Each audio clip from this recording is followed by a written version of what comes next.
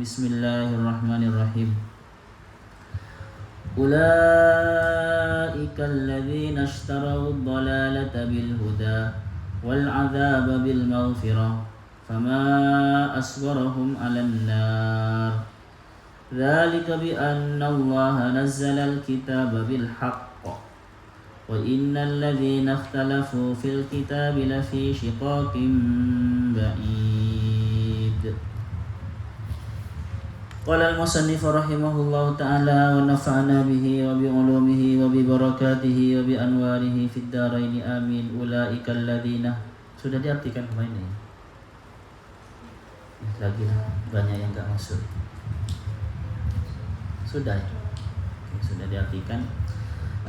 Saya terangkan lagi teman-teman. Kalau kemarin innal wa yashtaruna bihi thamanan qalila, dan mereka membeli. Ishtara itu apa? Membeli ya.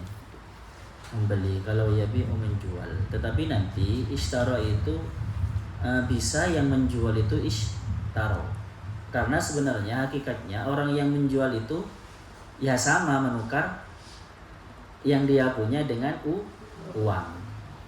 Jadi nanti tidak ada bedanya siapa yang pembeli, dia siapa yang penjual, itu sama-sama pakai ishtara. Ya, tapi coba lihat teman-teman tuh, kita itu. Setelah mereka itu yashtaruna bihi thamanan qalila, menjual kitab ya dengan harga yang sedikit. Kita sudah sebutkan apa itu makna harga sedikit. Jadi kitab itu kan berarti sebuah kebaikan dijual dengan keburukan ya. Jadi dia itu yang mempunyai, mereka yang mempunyai, sebenarnya mereka mempunyai kebaikan, tetapi malah kok ditukar dengan keburukan ya, dengan keburukan yang sebenarnya bukan milik mereka. Miliknya mereka itu adalah kitab, pengetahuan mereka terhadap kitab. Berarti teman-teman, mereka itu sebenarnya orang alim ya, mereka itu sebenarnya orang alim. Makanya nanti siksanya itu, kerugiannya banyak. Ada berapa itu? Yaquluna fi butunihim naro. Yang nomor 2, la yukallimullahu yaumal qiyamah. Yang nomor 3, tidak disuruh yuzakihim, dan adzabun alim. 4. Karena mereka orang alim sebenarnya. Jadi dan di sini dijelaskan ya, ulaikal ladzina istarau, setelah istarau itu ad-dalalata bil huda. Jadi mereka itu memilih ketersesatan bil huda wal adzab bil maghfirah, dan memilih siksa daripada ampunan. Itu maksudnya gini. Jadi mereka itu melakukan itu dengan sengaja. Jadi mereka sudah tahu bahwasanya Al-Quran itu benar dan kitab-kitab yang mereka jual itu benar, bicara seperti itu, tapi hal yang mereka ditutup-tutupi. 1, ada pengetahuan, dan 2, ada kesengajaan. Paham? Jadi ada kesengajaan. Yang namanya orang menjual, masa tidak sengaja? Paham ya? Jadi ada kesengajaan. Yang nomor 3 teman-teman, mereka itu ada pengetahuan bahwasanya nanti itu akan rugi sebenarnya. Jadi ada orang yang membeli atau menjual, sebenarnya dia itu ketika menjual dan membeli itu sebenarnya tahu bahwasanya dia rugi. Tetapi oleh dia tetap dilakukan. Paham ya? Oleh karena itu selanjutnya itu diakhiri dengan apa? Fama asbarahum 'alan nar. Betapa sabarnya mereka kepada neraka. Jadi karena dia punya ilmu dan juga dengan sengaja, dan juga tahu bahwasanya kesengajaan itu menjual kitab dengan thamanan qalila itu adalah tahu bahwasanya nanti pasti rugi mereka. Ada pengetahuan bahwasanya mereka tahu akibatnya. Makanya kata Al-Quran, mereka itu membeli. Seakan-akan mengatakan dengan sengaja. Kata-kata membeli itu mereka dengan sengaja, walaupun tahu efeknya nanti, akibatnya nanti, mereka lebih memilih kesesatan daripada petunjuk, dan lebih memilih siksa daripada ampunan. Jadi maka akhirnya itu diakhiri dengan fama asbarahum 'alan nar. Betapa sabarnya mereka terhadap neraka. Kok bisa sabar seperti itu? Ya bukan sabar-sabar aneh ini. Jadi dengan sengaja itu kok bisa sabar. Padahal dari awal pengetahuannya dia sudah ada gelisah. Ketika menjual juga ada gelisah, dan pada akhirnya nanti juga mereka menggelisahkan, tahu bahwasanya nanti akan gelisah, mereka tetap tetap menukar ayat itu kan, seperti yang kita sebutkan kemarin itu menyembunyikan yang benar di ayat itu. Menyembunyikan apanya? Bukan lafadznya, bukan teksnya. Kalau teksnya Bible kitab terbuka ya, sama seperti Al-Quran kitab terbuka. Tetapi maknanya ditafsiri dengan sesuatu yang salah, mengecoh orang awam, ditafsiri sesuai dengan kehendaknya, sesuai dengan yang manfaat pada dirinya.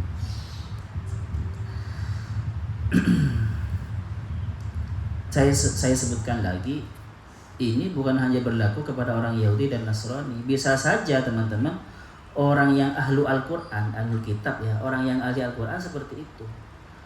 Itu sudah pernah terjadi. Bagaimana dulu ketika orang Syiah dan orang Khawarij berperang ya, mereka itu berlandaskan pada dalil. Tapi dalil sepihak. Al-Quran juga, tetapi mereka tidak mau tahu Al-Quran yang berbicara lain, yang tidak mendukung pendapat mereka. Seperti seumpama orang Khawarij itu mengatakan bahwasanya yang tidak punya yang berdosa itu kafir kan ya, dengan landasan wamallam yakum bima anzalallahu faulaika humul kafir. Atau mereka mengatakan orang Jabari dan Qadariyah semuanya. Orang Jabari mengatakan itu semua dari Allah. Lakum bagaimana?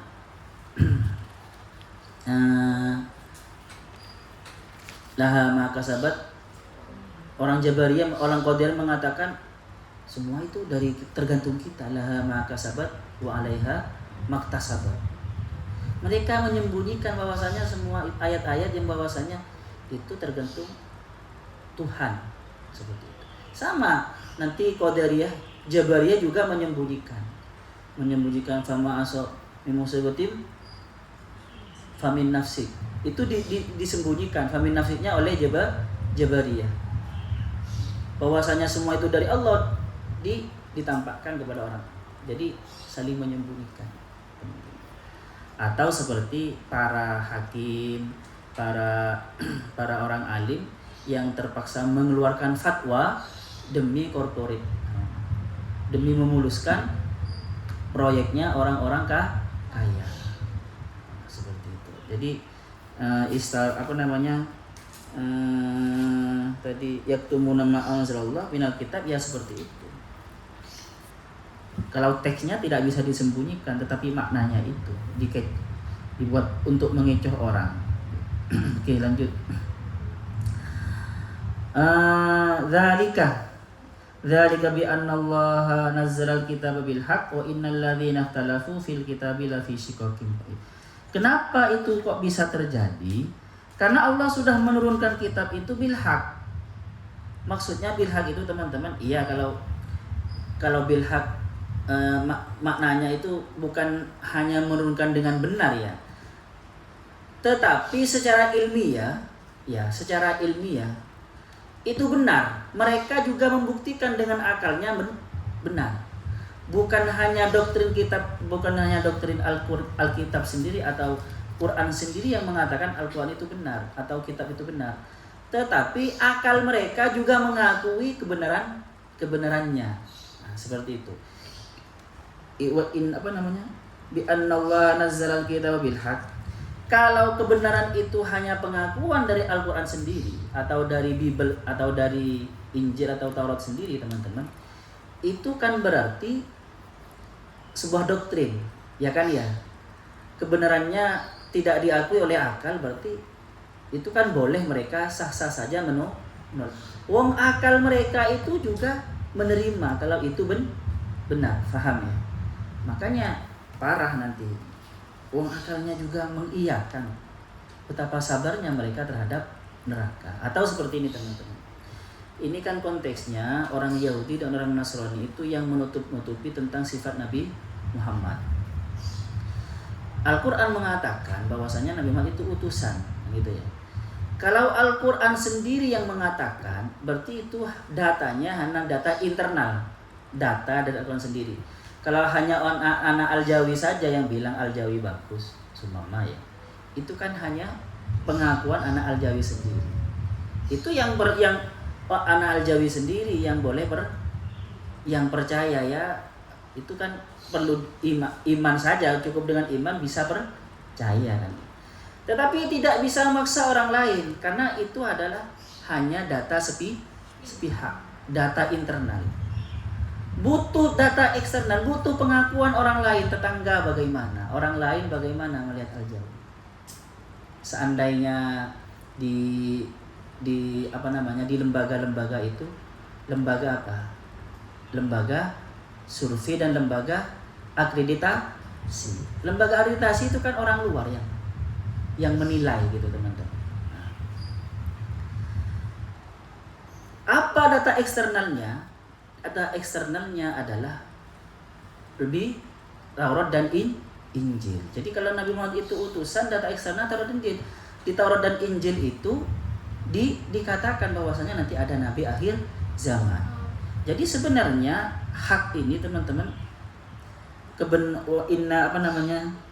bi annallah nazzalal kitaba bil haq di sini tidak sederhana. Maksudnya bil haq itu benar-benar datang, benar-benar ada keterangannya di Al-Qur'an yang berupa data internal, yaitu berupa data internal itu Al-Qur'an, dan data eksternal yaitu Taurat dan Injil. Dan juga akal mereka mengiyakan. Faham ya?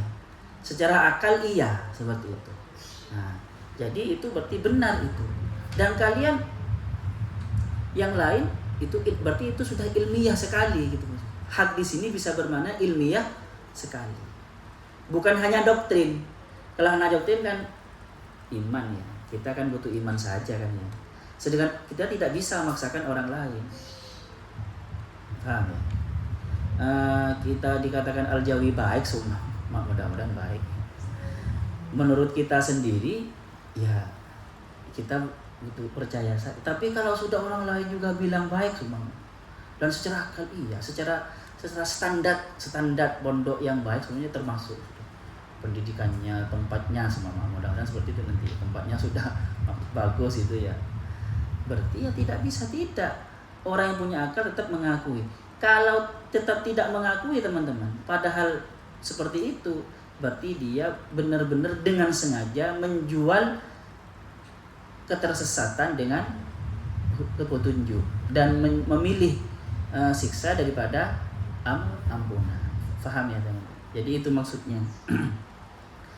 Dan orang yang ahlul kitab itu setelah dalam kitab itu lafi syikokim ba'id itu kenapa mereka itu dalam perbedaan yang mendalam, yang ba'id itu kan jauh kan ya. Maksudnya gini teman-teman, karena mereka ketika memahami kitab atau memahami Al-Quran itu didorong oleh nafsunya, yang tidak enak kepada mereka oleh mereka tidak diimani, yang enak oleh mereka disosialisasikan dan dipromosikan. Akhirnya mereka itu selalu dalam keadaan perpecahan, selalu dalam keadaan selalu berdebat. Mereka tidak pernah sama karena penafsirannya itu mengikuti nafsu mereka, sedangkan nafsu mereka, kepentingan mereka beda, faham? Karena kepentingan mereka beda-beda, akhirnya menafsirkan Al-Quran atau kitab itu dengan sesuatu yang beda, yang sesuai dengan nafsu mereka. Pasti mereka dalam keadaan selalu berperang dalam berdebat, pasti selalu dalam fisikokim ba'id seperti itu. Ba'id itu bisa bermakna sangat jauh dari kebenaran. Ba'idun anil hak itu. Kalau orang bodoh tidak teman-teman. Karena orang bodoh itu hanya menerima apa adanya. Ini makanya sekali lagi ini adalah orang ahlu kitab, orang yang pintar. Ternyata ketidaktenangan itu, perselisihan itu dipelopori oleh orang pintar yang mengikuti hawa nafsunya. Dan nanti biasanya menggerakkan orang bodoh untuk membela pendapatnya. Dengan cara apa? Dengan cara tadi itu, memanipulasi penafsiran, merekayasa penafsiran. Ya itu orang-orang pintar sebenarnya. Makanya nanti ketika mereka mengikut andilkan orang bodoh, maka tambah parah gitu. Kekacauannya tambah parah seperti itu. Oke, langsung terus. Laisal birra an tuwallu wujuhakum qibalal masyriqi wal maghrib. Laisa, tidak ada albirra itu kebaikan atau albarra. Ada an tuwallu, apa menghadapkan siapa kalian, wujuhakum pada wajah kalian, fis sholati di dalam salat, qibalal masyriqi ke arah timur, wal maghribi dan ke arah barat.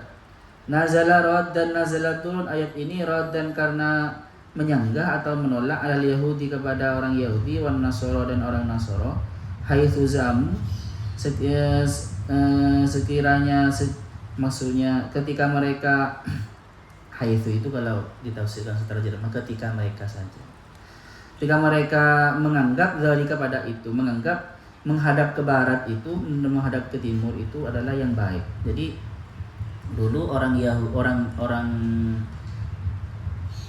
Yahudi itu menganggap menghadap ke barat, ke Baitul Maqdis itu adalah kebaikan. Sedangkan orang Nasrani menghadap ke timur, menghadap ke arah matahari itu kebaikan.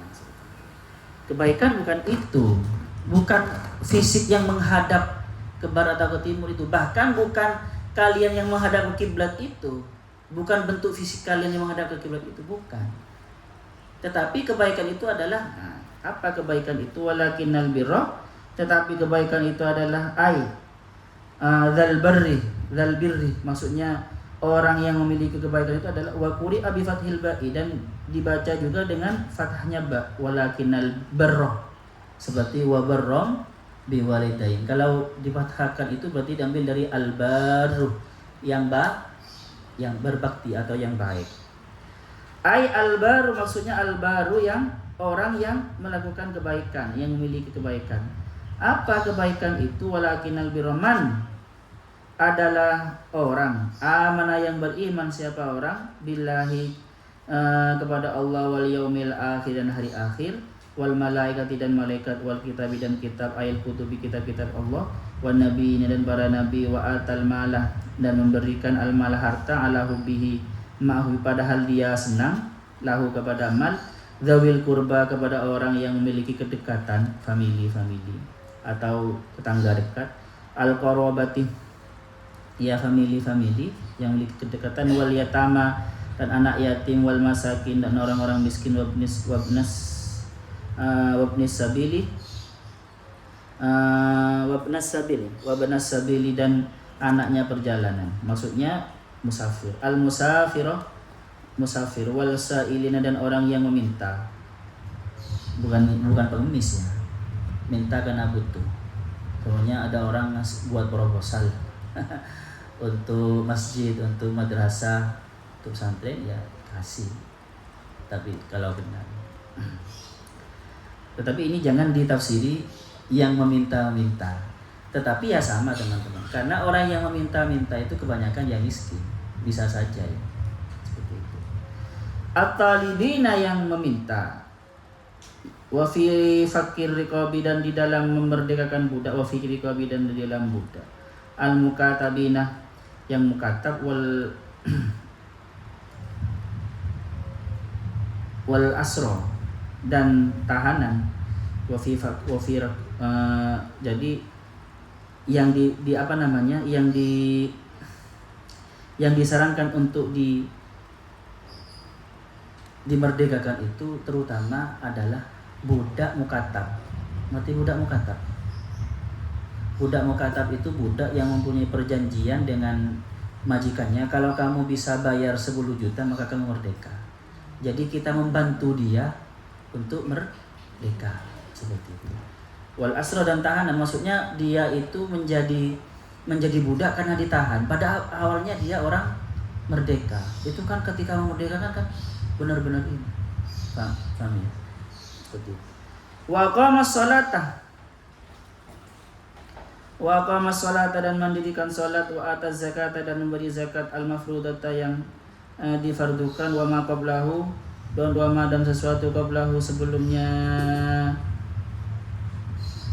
ya azak qablahu sebelumnya zakat itu fitatawi dalam tatawu, memberi, maksudnya memberi tatawu. Wal mufuna dan orang yang menyempurnakan bi ahdihim dengan janjinya, idza ahadu jika berjanji siapa, alladzina Allah kepada Allah, awin nasa atau kepada manusia. Wasabirina dan orang-orang yang sabar, nusiba alal madhi, di apa namanya, difathahkan, dinasobkan al fathi, al madhi untuk memuji. Fil ba'sa di dalam keadaan susah, syiddatil fakri dalam keadaan sangat tidak punya uang, wadharra'i sabar dalam keadaan tidak punya uang, wadharra'i dan dalam keadaan mudarat, ay marad sedang sakit, wahinal ba'si dan ketika ada wahinal ba'si dan waqta syiddatil qital pada waktu mencekamnya peperangan fi sabilillah dalam sabilillah. Jadi orang yang sabar itu sabar ketika tidak punya uang, sabar ketika sakit, dan sabar ketika keadaan sedang kacau. Ya, kalau di Al-Qur'an itu orang yang sabar itu sabar ketika tidak punya uang, maksudnya adalah finansialnya parah, sedang sangat, yang sabar karena sakit. Kan orang sakit kadang punya uang, ya kan ya. Dan sabar dalam keadaan sedang kacau, sedang punya masalah, baik ya dalam keadaan perang, baksa, atau punya masalah, walaupun tidak sakit, tidak apa namanya kaya, tetapi sedang dalam keadaan punya masalah, kacau keadaannya. Itu sabar. Ulaika mereka, adapun mereka itu al-mausufuna bima dzukira, yang disifati dengan yang disebutkan itu, alladzina adalah orang-orang shadaku yang benar, fi imanihim di dalam iman mereka, au iddia'il birri atau di dalam pengakuan mereka orang baik. Kalau mereka orang baik, ya benar itu. Wa ulaika humul muttaqun, dan mereka adapun mereka al-muttaqun adalah orang yang bertakwa Allah, yang takut Allah kepada Allah. Jadi kalau hanya fisik temannya, sebenarnya ya, kalau hanya ritual fisik itu bukan sesuatu kebaikan. Tetapi yang dimaksud kebaikan itu adalah isi hatinya. Aman illa man aman, kan itu isi hati. Nah, makanya teman-teman ya, ketika dulu Sunan Giri itu mau ke Mekah, ketika ditanya, di sana kamu mau ngapain? Mau tawaf. Ditanya oleh, setelah sampai di Pasai kan ditanya oleh kakeknya kan, tawaf itu apa? Menjawabnya salah, seperti orang-orang bodoh yang menghormati batu. Salah. Ayo belajar dulu di sini sampai bertahun-tahun. Maksudnya benar-benar diajari akidah yang benar, dan supaya benar-benar makrifat, supaya paham apa maksudnya. Takutnya nanti dikira menyembah batu, padahal bukan itu. Kalau orang Islam, kalau orang Yahudi yang tadi itu, dan orang Nasrani, bukan itu sebenarnya. Ritual fisik itu akan tidak ada gunanya nanti, akan berupa gambar kosong atau kerangka kosong kalau tidak ada isinya. Isinya apa? Amanah billah itu. Amanah billah yang sampai seterusnya itu. Jadi yang dari amanah billah sampai wan nabiyyin itu adalah keimanan di dalam hati, itu isi hati ya teman-teman. Tetapi isi hati saja aman tidak cukup, harus ada aktualisasi yang berupa amal baik. Maka di sini ada wa atal mala lahu bi dzil qurba. Dia mengeluarkan hartanya padahal dia suka kepada hartanya. Kalau di ayat yang lain gimana itu?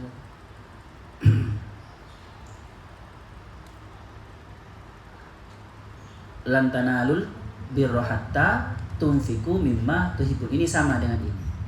Jadi wa atal mala ala hubbihi dzawil qurba. Padahal dia suka tetapi dikasih. Jarang ya teman-teman. Ada orang sedang beli es mama. Punya uang hanya 1 es. Terus dia sedang haus-hausnya minum es. Terus melihat orang kok lebih butuh dari dia, langsung dikasih esnya. Padahal dia butuh. Jarang. Itu masuk kategori ala hubbihi, ma'a hubbihi. Padahal dia suka. Ada kan orang seperti itu kadang ya. Karena dia merasa, oh dia itu mungkin kalau saya ke rumah nanti ada es. Atau ambil ke rumah uang ada. Sedangkan dia belum tahu. Sedang butuh-butuhnya, sedang butuh seperti itu. Ya, apain uang saya sedang haus. Rata-rata kan seperti itu. Saya haus juga kan gitu kan. Alah, jam berapa? Oke lah, teman-teman. Jadi bukan ritual yang berupa ritual fisik harus menghadap ke sana, harus menghadap ke sini, itu yang namanya kebaikan. Tetapi isi hati, imannya benar apa tidak. Setelah isi hati itu benar, maka nanti manfaatnya, aktualisasi dalam kemanfaatannya kepada sekitar, baik kepada anak yatim, itu yang namanya orang baik atau yang namanya kebaikan. Dan orang yang berintegritas itu wal mufuna bi ahdihim idza ahadu. Ini yang orang berintegritas, baik berintegritas di hadapan Allah dan berintegritas di hadapan manusia. Nah, ini kalau dikatakan ke orang caleg sekarang ruwet ya. Karena rata-rata ruwet itu caleg itu janjinya saja yang manis. Nanti prakteknya tidak manis, tidak wal mufuna bi ahdihim kan. Ini cocok untuk dijadikan orang caleg nanti ya. Wal mufuna bi ahdihim idza ahadu. Ada pertanyaan di sini? Enggak ada. Ya sudah. Sallallahu alaihi wasallam ma'alimna yu'allimuna ma lam na'lam. Rabbana anfa'na bima 'allamtana, Rabbi 'allimna alladhi yanfa'una, Rabbi faqihna wa faqih ahlana wa qarabati lana fi dinina. Rabbana anfa'na bima 'allamtana,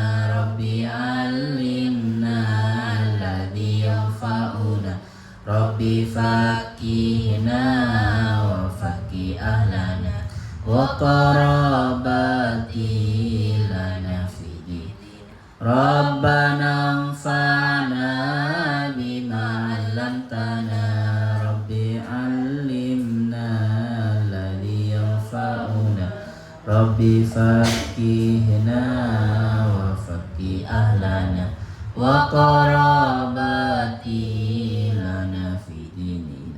Subhanakallahumma wa bihamdika asyhadu an la ilaha illa anta astaghfiruka wa atubu ilaik. Assalamualaikum warahmatullahi wabarakatuh.